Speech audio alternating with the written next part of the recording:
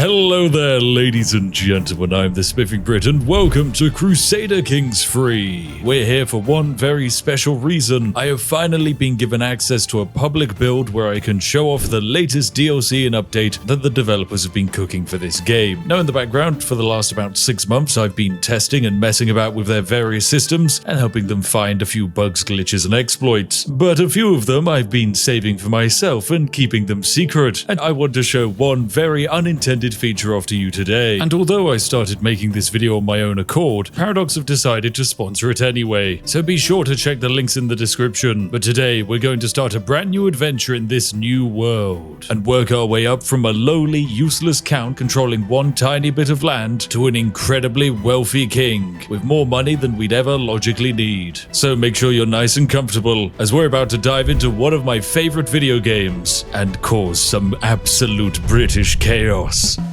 So, welcome to the brand new map of Crusader Kings III. The year is 867, and unlike when you've probably last played the game where the world ends at this line, we now have all of China, Japan, and whatever this area is referred to as. And in a world that's ruled by the mighty hegemon of the Tang dynasty, the Empire of Japan, the massive Carling dynasty of brothers, we're not going to be playing as any of them. Instead, we're going to be focusing on this wonderful island right here. This is the island of Borneo. Now in the year of 867, it's a little bit of a melting pot of cultures and religions. There are 3 major religions fighting over the island and 2 major cultures. We could very easily hop in and start playing as this character right here, but where's the fun in that? Crusader Kings is a storytelling game where you make your own dynasty and go on weird and wacky adventures. For that reason, we need to make ourselves a character. We're going to be part of the Decapitato dynasty, whose family motto is quite simply, you got 'em, we lop 'em. And this will all make sense soon, because despite the fact that we're playing on the Isle of Borneo, we're actually going to be playing as a Norse man called Dave Decapitato. Now we're going to make Dave really quite normal. We're going to make him a brilliant strategist and set all of his stats to be a very basic, boring and average of 10. We're going to make him sadistic because this is very important, and we're going to add in one final trait just to make him more interesting: immortal. Yes, this trait does ever so slightly break the game, but it means good old Dave here isn't going to die of old age. He can still, however, be killed by disease or just an axe to the noggin. So we still need to be playing quite carefully, as this gentleman is pretty darn average. I suppose we should probably change his appearance as well. I know quite often when I get into character creators, I end up making someone who just looks, weird. So I'm going to do my best just to try and create a relatively normal. Right, this seems perfect to me. Ladies and gentlemen, presenting Dave Decapitato, who today is going to be our immortal hero of perfectly average proportions, minus the immortality. So let's begin. Dave, of course, is going to start as a little bit of an interesting being because he begins here in the chiefdom of Taeo. Okay, right, we're never going to be nailing these pronunciations, so we're going to rename them to something I can actually pronounce.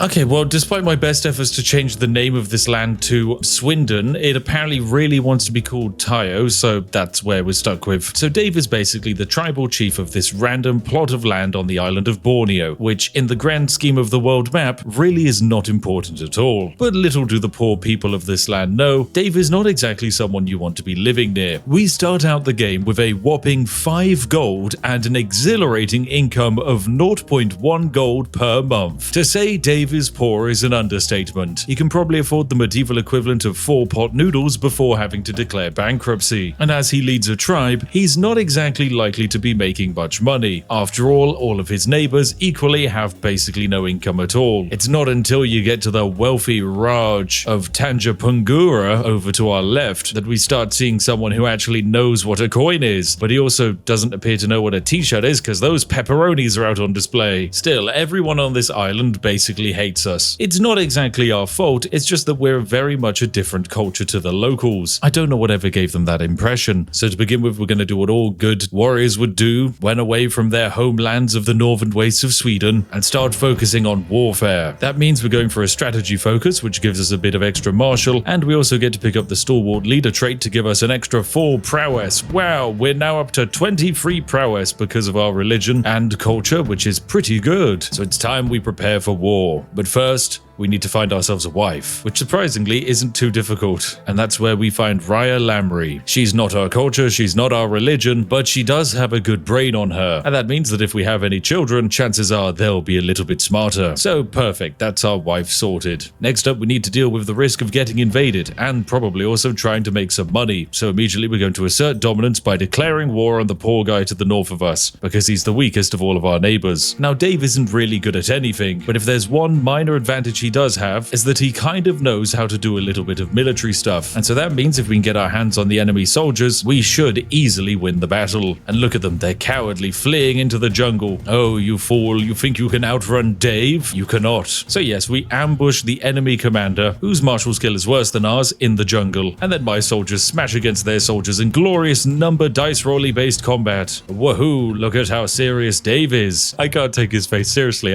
This whole video is going to be so cursed. Anyway, we won the battle, and we get to chase the retreating troops back to their capital city to once again attack them again. Each time we do this, it's great because it makes us just a little bit more famous and more intimidating, which means our enemies are less likely to try and fight back against us. So with their armies well and truly squashed, we're now just going to siege down their capital city and steal all of their land. And there we go, our war is complete. We get 1 gold for sieging that territory, and we get to enforce our demands. This gives us a bit of legitimacy, meaning people think we deserve to rule, as well as a bit of fame and prestige, and an actual piece of land that will start giving us resources and money. The land is actually utterly terrible. Quite literally, it has 2 development, which I think is equivalent to modern day Slough, and absolutely no buildings, which also is equivalent to modern day Slough. Oh, great news. My wife's pregnant. Splendid stuff. This is always a good sign. And my wife doesn't particularly like me because I am of a different religion, but that's kind of understandable when you actually take a closer look at my religion. We are part of the Carolingian religion. Yep, that's definitely how it's pronounced. This is an unreformed pagan faith, meaning it doesn't really have much of a central body that agrees on things. But we do have a few religious tenets, and one of them is very special indeed. This is carnial trophies. Basically, it's possible to gain a carnial trophy artifact when executing another character, slaying them in a duel, or killing them in battle. Basically, whenever we kill someone, we can lob off their head and turn it into a trinkety artifact that we can use for bonuses. What a wonderful gameplay decision that could be. I'm sure it won't be completely and utterly broken. Anyway, I'm going to start trying to make a little bit of extra money on the side by raising my army as raiders and then having them pillage my 2 neighbors who are nearby and don't have that many troops. Now, our main issue in this part of the world is that actually developing and escaping the cycle of repeatedly dying in a jungle is incredibly difficult. Because we're in this region, we basically have absolutely no money at all, and the buildings that we can build give us very little money as well. But we can't even build those buildings in the first place because they all cost about 70 gold each. 70 gold is not something we're likely to have in the next decade. In order to make that money, we're going to have to get very, very creative. But speaking of something I've made, here's my daughter. Let's call her Bertha. Yes, perfect. Oh wow, we return home with our raid loot of 0 gold. That is so bad. Oh my goodness. So yes, we're in a bit of a rough position whereby we have no money, but there is one thing we do have, and that's war. To our left in the chiefdom of Banjar, they only have about 300 men, and that's pretty terrible. So we're going to raise up our army of 658 and march straight into their capital to begin another siege. The enemy have called in an ally, but the odds of the ally intervening are hopefully going to be small. I really hope they're going to be small. If they start attacking, that's going to be a problem. Okay, right, the enemy is now attacking, and whilst they have more men than me, I should be okay because they're disembarking from boats. And unfortunately, this isn't D-Day, ladies and gentlemen. Landing from boats in the medieval ages is a very dangerous thing to do. So yep, the battle is going very close. It's looking like we just have an edge, and it's starting to swing in our favor. Yes, we now have the troop advantage. Dave has rolled enough numbers that were slightly higher than the enemy, and that means we've won. Just, ever so slightly just. We lost a lot of men, and so did they. But hopefully we can siege this territory before they come back and have another go. Come on, just 30 days. Come on, we can do this. All we have to do is win the war before they come back. And yep, there we go. Perfect. We won the siege. And with that, we'll enforce demand, get a bunch of fame, and that's 1 enemy defeated. Oh, my name has updated. I'm now Chieftain of Swindon. Perfect. It did actually work. Just needed a month.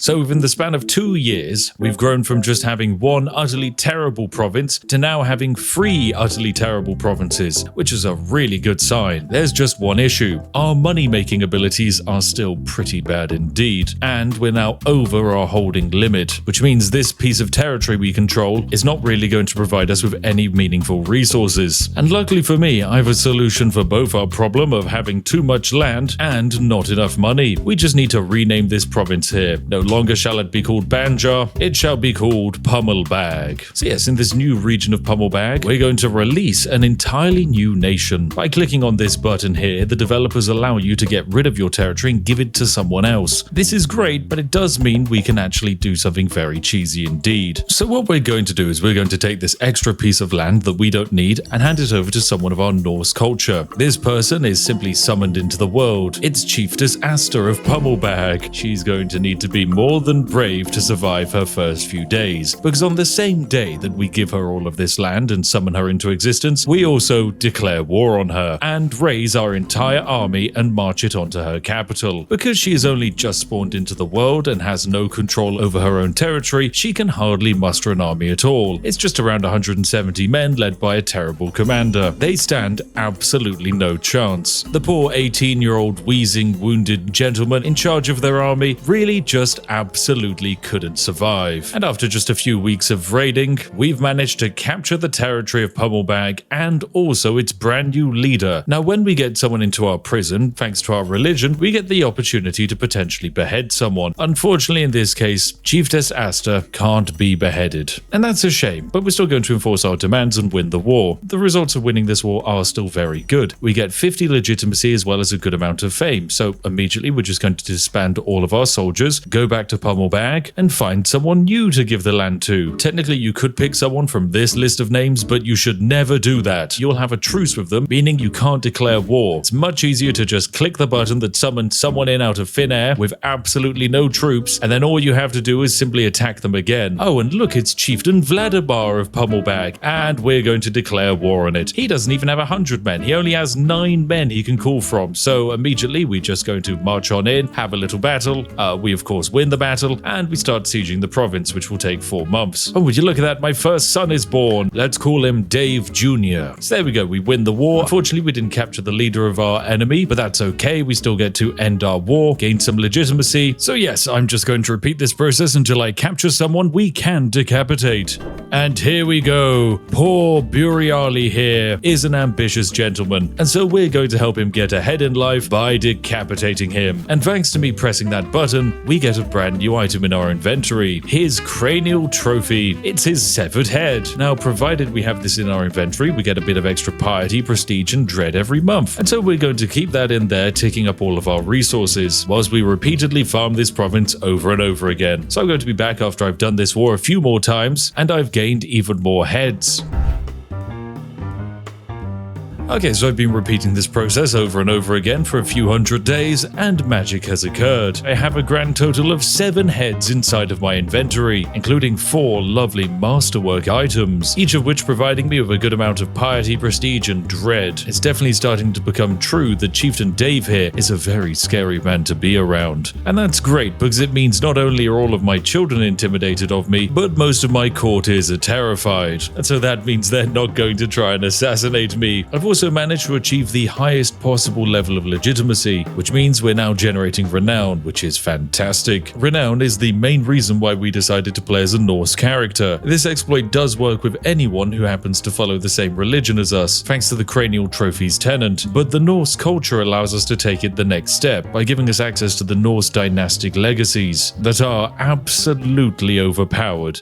So you might be wondering, what are we going to do with all of the spare heads? In total, we have 3 spare heads from various people we've murdered, and the answer is quite simple. The developers added in a really nice button to the game, the Destroy Artifact button, and this lets us get money. So what we're able to do is destroy this person's brain and somehow get 39 gold from it. The developers intended this mechanic to be a way for, say, mighty empires to get rid of a large amount of junk swords they have lying around, but in my case, it allows me to directly sell human heads heads on the open market. So with 121 gold now in our bank, we can actually start upgrading our nation. In order to pull this off, we need 125 gold, so we're about 4 gold short, and that means we're going to have to once again try and get ahead of the competition. So I'll be back after I've once again pummeled the pummel bag.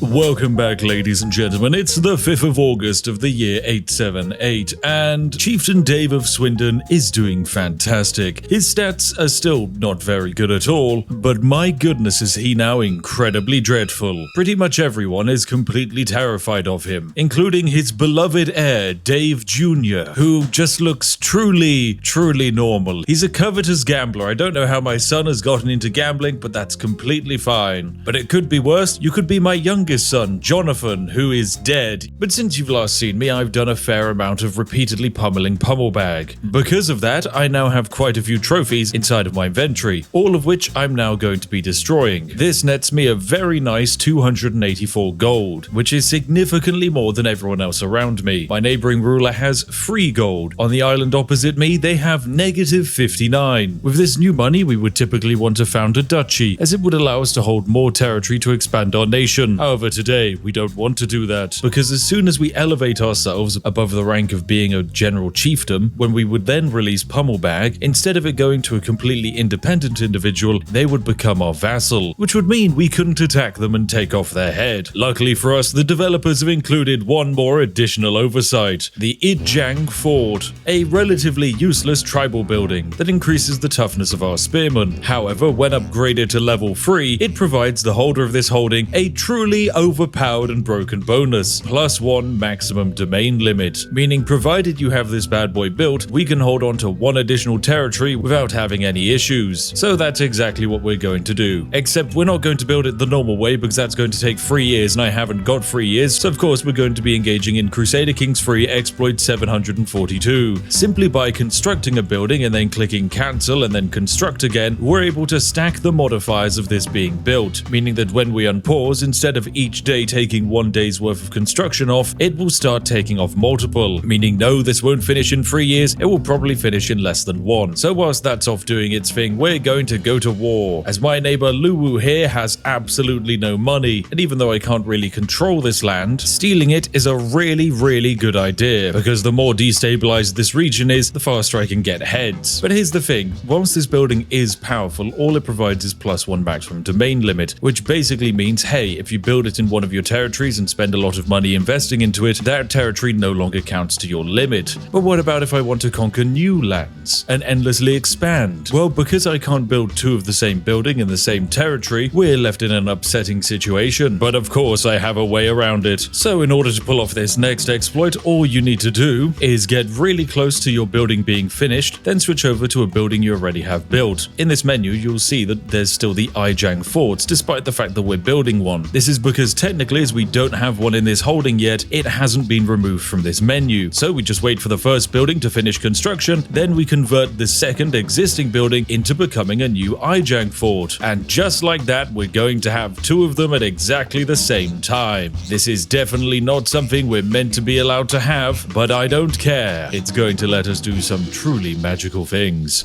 So there we go, after a little bit of sieging, we've now taken control of this territory. Lovely. And we can now move on to the capital, where we're pretty much guaranteed to immediately win this fight because the owner has been in debt for over 5 years. Oh, Chiefess Wei Kudai, you really did not stand a chance at all, as the lovely Dave here is about to evaporate you. So has our glorious battle victory complete, and we've got 100% war score. But we're not actually going to peace out just yet, because if we win this siege, there's a chance we could capture someone whose head we can lob off. Oh, and look, I've got a new daughter from one of my concubines. She wants to be called Sigarir, but we're not going to have that. She's actually barren, so we're just going to call her Blanco. Oh, and a son. He's beautiful. You shall be called Chadicus. May you grow to be strong and wise, my boy. Oh dear, and my 2 sons, Dave and Nigel, have broken into the armory, and apparently Nigel was really upset and on the floor crying and potentially in pain, but Big Dave wanted to continue playing. Now, of course, as Dave is the primary heir and Nigel isn't, we can very very comfortably say, understandable, who cares about Nigel anyway? Does it really matter if one of my children accidentally kills the other? No, because there's enough spares lying around to keep us going for a while. Anyway, we've succeeded and we've won the war against the chiefdom of Luwu, and we get to celebrate even more so by lobbing off her head. So first we're going to execute Damar,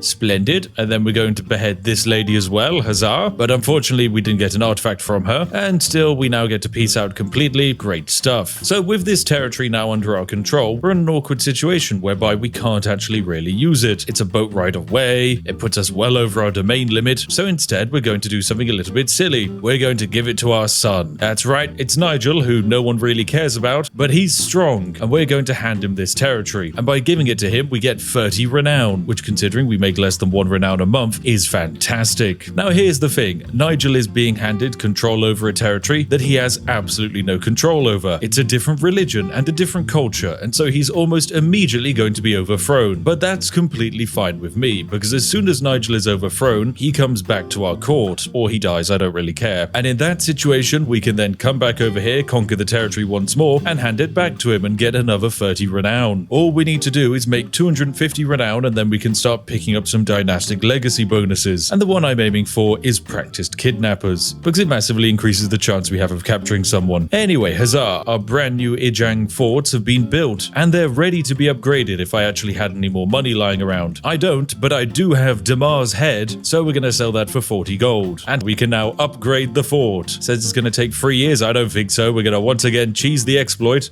There we go, and my brand new upgraded fort should be built very quickly. There is also another side effect for this cheesy exploit, because each of these buildings are improving the station toughness of our spearmen, which means our Bondi spearmen, whose base toughness is only meant to be 18, have now seen it raised up to a very nice 34.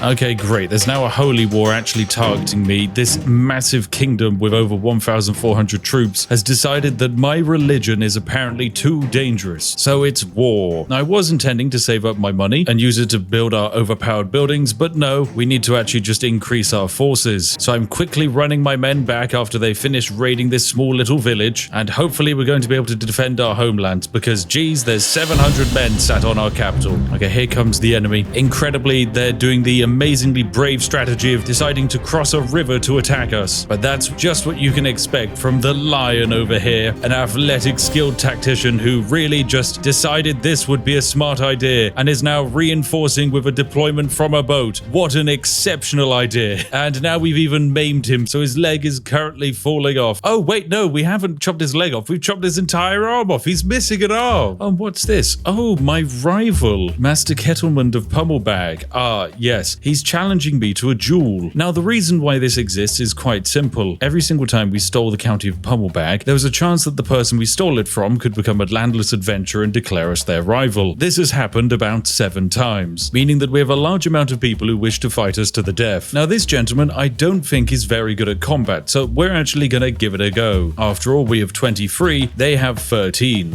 And there we go. After immediately hitting him with our axe over and over again, he actually yields and we beat him in single combat. Perfect stuff. Now here comes our lovely little holy war friends. They're back with 987 men, and now we are once again absolutely hammering them back. You lost an arm last time, and now, oh dear, oh dear, oh dear, you've lost a bit more. The entire war. And with that, we get paid 214 gold. That's what I like to see. This man will now be in immense debt as he bleeds out from his arm stump. So with that gold now in our bank, we're able to very comfortably upgrade our hill fort. A building that, thanks to our exploits, will be built in less than a year. And oh no, the man who we were at war with has died in a pure tragic way. Oh, now his son's on the throne. Maybe he'd like to come and have a go. And huzzah, there we go. Our terraced building has now been built, meaning we get +1 domain limit, which means we can technically hold the holding of Pummelbag without it pushing us over the edge. But before we start pursuing more and more of that, we really need more renown. So yet again, it's time for another war with a random chieftain. And unfortunately for these gentlemen, we are significantly better at fighting.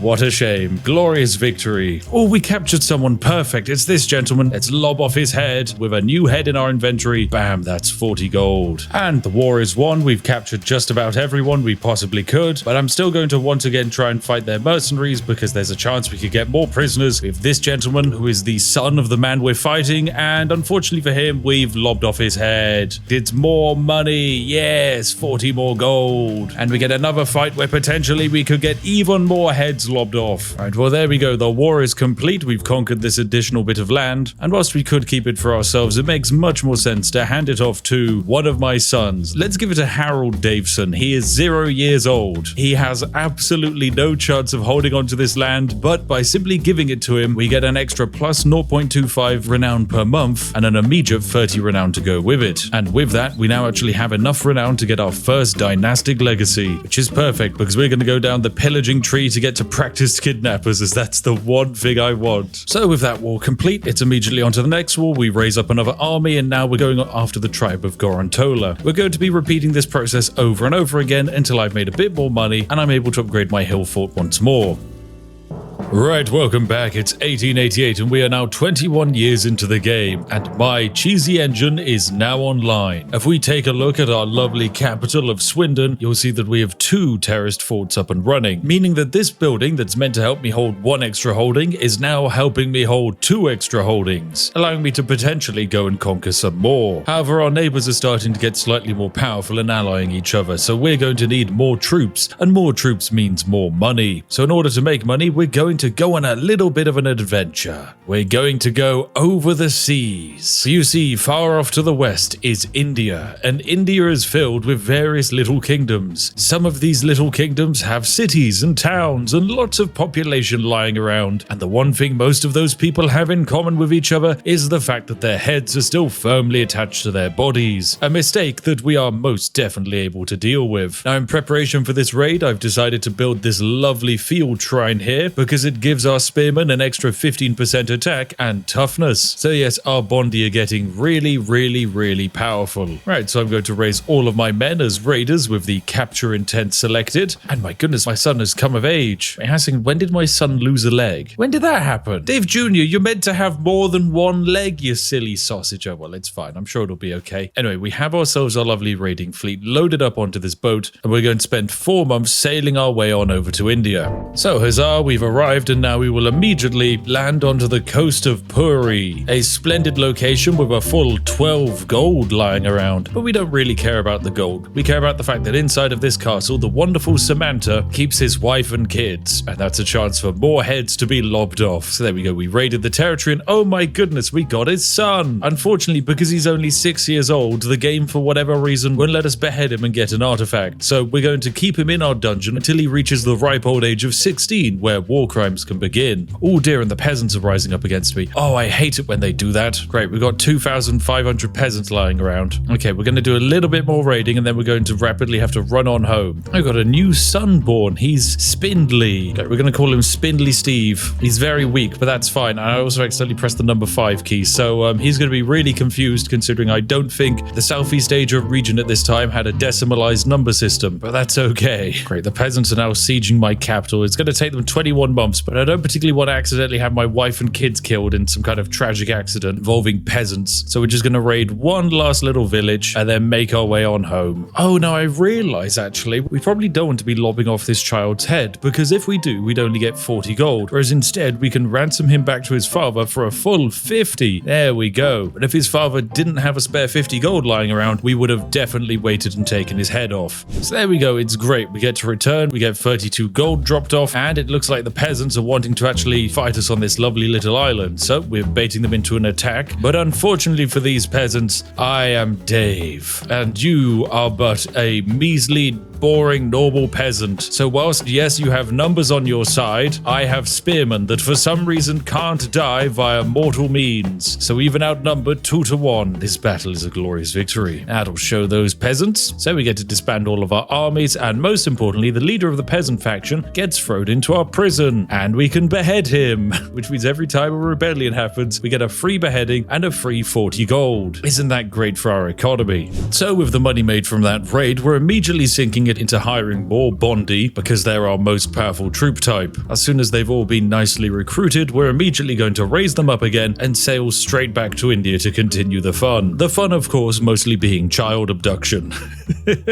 Everyone's favorite pastime. Now, the one thing that does slow down our raiding progress is our raiding speed, but luckily this can be improved by a few upgrades, namely the Kora Yards line of buildings that when fully upgraded give a plus 40% to raid speed. And because we can build one in all of our coastal territories, and we can have more territories because of our silly domain exploit, potentially Big Dave might be able to eventually turn himself into a Henry Hoover who's able to abduct every single human being in the landscape in half a day.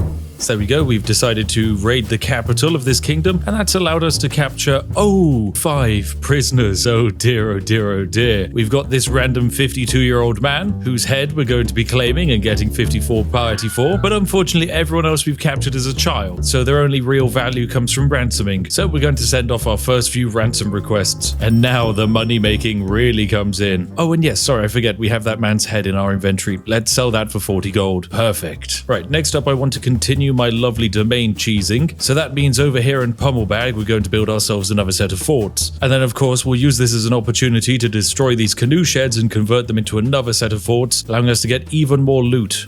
Here we go. We can raid this gentleman. Perfect. Any loot? Oh, we got quite a few prisoners from that, and captured his wife and one of his daughters. Now, one thing I think I'm noticing is that I'm technically not allowed to decapitate women, which I wasn't expecting. I thought I would be completely allowed to decapitate whoever I wanted. But no, it would appear that there are indeed some limitations that the game still wants to have set. Anyway, we're now raiding the kingdom of Angkor, which is a truly beautiful settlement with a majestic temple and a lot of money, and also quite a few people living there, as well as artifacts. So we get this cool, renowned antelope hide that we'll immediately sell for 71 gold. And then if I check my prisoners tab, yep, this poor 18-year-old, because they're a woman, I don't believe I'm allowed to take off their head for money. So away we go.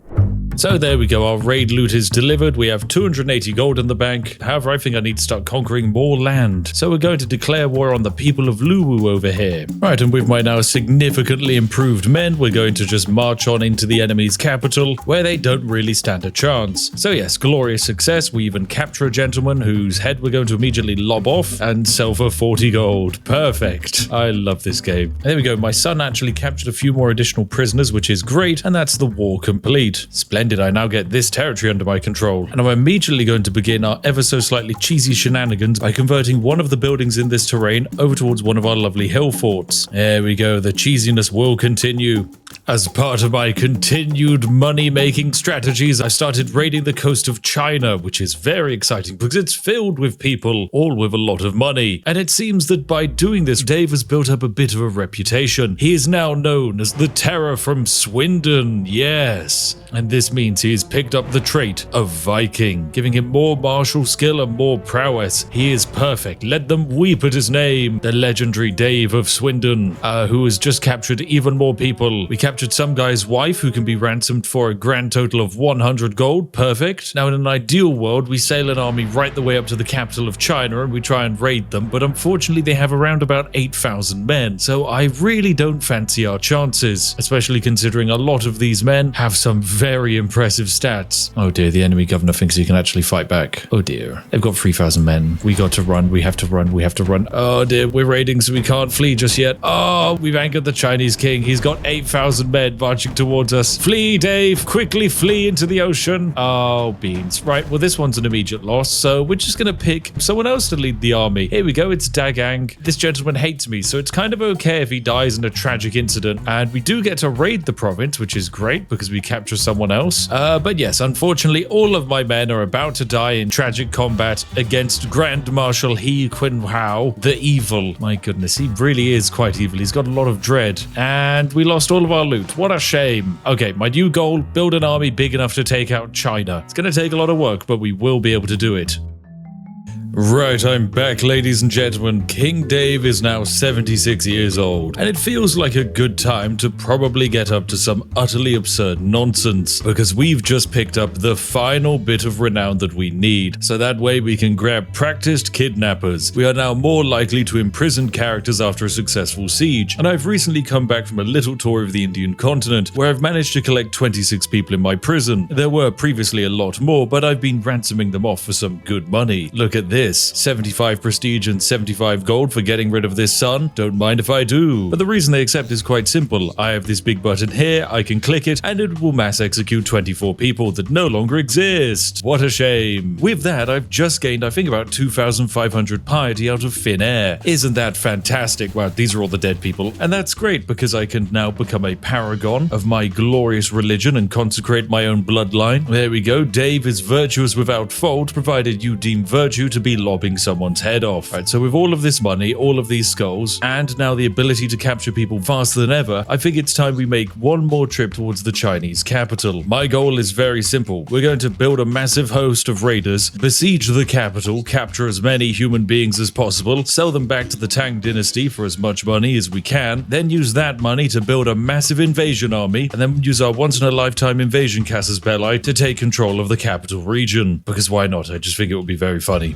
Right, okay, I do believe the time is upon us. The great raid on the Ming dynasty is ready. I'm going to raise up all of my lovely soldiers as raiders, and we're going to go and land them all on the capital of the Ming Empire. Who knows what's going to happen? I would imagine there's a slight chance it could cause quite a fair bit of chaos indeed, but that's all part of the fun. So it's away my lovely troops go as we march straight towards the capital of the Tang, the greatest hegemon this world has ever seen. They have a grand total of 310 counties underneath their control. I have 18. I am not even close to a mere fraction of their power, but nonetheless I arrive with 8,000 good men at the gates of one of the most developed parts of the entire world. So huzzah, we arrive and the raiding begins. It will only take us 30 days to gobble up all of this loot, and huzzah, the raid is complete and 14 hostages are captured. Now that's what I'm talking about. Fantastic stuff. Let's quickly pull all of our forces out before they have time to retaliate. Then we're going to immediately head towards Korea and land on top of their forces. Well, we really have ended up with quite a lot of your children.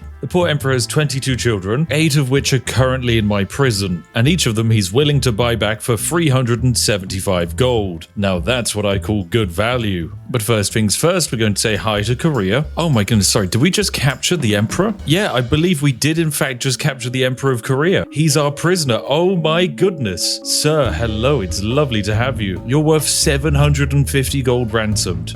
Wow. I wonder what happens if I execute the Emperor of Korea. I mean, he's quite a big deal, so surely his head artifact will be special? Oh yeah, that's definitely special. Okay. This is a purple illustrious that we've managed to rip off of someone's shoulders. Will last for 200 years, and it makes me the single most dreadful being ever invented. How wonderful. Right, let's go after the Emperor of Japan next. You know, I should probably just speed up this process as well. The Imperial Prince can be sold for 100 gold. Let's just say the other 30 of you, if you don't get all of your ransoms in a short period of time, there we go, we're just going to execute them all. Perfect stuff. All right, how many kills is Dave up to? Okay, Dave's now killed over 100 people. Fantastic. Let's introduce ourselves to Japan. Oh, it was a glorious success. We took 4 lovely new prisoners. Are you worth any money? Nope. Are you worth any money? No. Are you? No. Are you? No. Perfect. Right, I'll have your heads instead. So that's a cranial trophy and another cranial trophy, which is money for me. Look at the profits. I mean, the entire right-hand side of my screen is different dynasties I now have really bad relationships with because, well, they're a little bit upset. The poor old Emperor of China previously had, you know, significantly more living children, but something appears to have happened to them. Who knows what that could have been? Oh my goodness, look at all these people we killed. Oh dear. What a shame. All right, once again, another raid and 11 prisoners captured this time. You're worth 30 gold. Unfortunately, your head's worth more to me than just 30 gold, so that's you dead, and I'll take your head. And I mean, you're wearing so many clothes I can't even see your head, but presumably you've got one, so thank you, and I will now make my way home. Dave is quite the terrifying monster, isn't he? He's just too good at everything.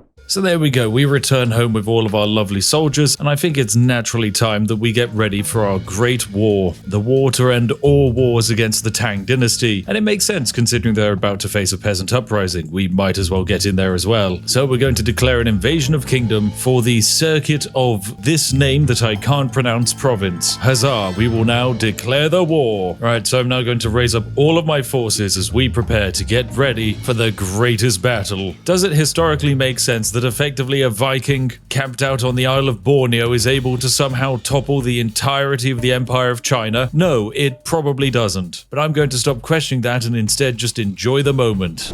Right, we've now arrived in China, which means the sieging will commence. Right, there we go. We've captured enough territory so that we can now march on the capital without taking any attrition. And of course, along the way, each time we take control of a new territory, that means we have a chance to capture more and more prisoners, which is very useful for me. But here I am, now besieging the great capital. In the county of Jingzhou, we find the last throes of the Emperor of China, who is pretty upset by all of the nightmare stress we've caused him by killing his family members. If we take a look at his life, we can see that on the 24th of June 1925, quite a lot of his beloved children just were seemingly executed. What a shame. He is currently trying to ask for a white peace out of this war. I don't think that's going to be happening, friend, although I can see him currently raising up his own military next to us. Unfortunately for him, it's going to take him another 180 days to gather his forces, and in that time we will more than definitely have been able to capture his city. So, huzzah, here come all of our lovely men. Just 19 days to go. There's a good chance we can capture him and make sure he can't even flee, which would really end this war nice and quickly. There we go, we got it immediately. Yes. Oh, that is just how good we are at capturing prisoners. So in total, we captured a metric ton of prisoners. I don't even know what would happen if we beheaded him. I have to find out. We get an even greater trophy with even more piety and dread. How very nice. And I've decided to go find the Chinese army and defeat it before it could actually logistically organize into anything impressive. So here we are. And so with that, we're easily able to take on the rest of the Chinese armies and slowly build up our war score until we can enforce our demands. And there we go. We have just shattered the entirety of the hegemon of China as a random Norse guy who somehow ended up on a tropical island. With this, we've gained control over one of the most powerful cities in the entire game, and most importantly, we've ended up with a truly ridiculous amount of cranial trophies, all of which can be sold for incredible amounts of money. So there we go. Let me just quickly sell all of them. So there you have it, ladies and gentlemen. This has been an utterly overpowered and silly run in Crusader Kings III, where I hope you've learned quite a bit about just how to break the game by breaking a few skulls. Now, whilst I didn't intend this video to be sponsored, it was in the end. And so if you want to check out the latest DLC, then there's probably a link down in the comment section and description. Clicking on them greatly helps out the channel and any future sponsorships. So thank you very much for watching. Thank you, of course, to our majestic YouTube channel members and patrons who I'm sure are having a truly fantastic day today. And I'll see each and every one of you in the next one. So that's goodbye for now.